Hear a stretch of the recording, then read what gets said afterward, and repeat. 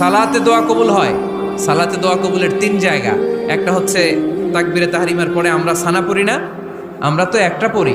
আল্লাহর হাবিব সুন্নাহ এবং নফল নামাজে আরো পড়তেন সানা, ওই দোয়া কবুল হয়। দুই নম্বর জায়গা সালাতে সেজদায় পড়ে দোয়া করলে কবুল হয়।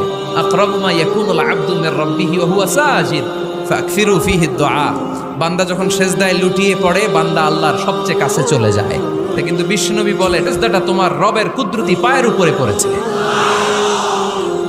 সেজদায় পড়ে দোয়া করেন। সালাম ফিরানোর আগে বিশ্বনবী দোয়া করতেন, লা ইউসাল্লিমান্না আহাদুকুম হাত্তা ইয়াতাআওয়াযা মিন আরবা'a।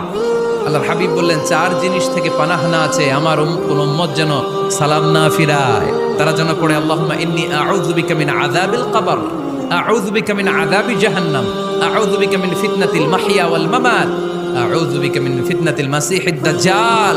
আল্লাহ কবরের আযাব থেকে বাঁচাও, আল্লাহ জাহান্নামের আগুন থেকে বাঁচাও, আল্লাহ জীবন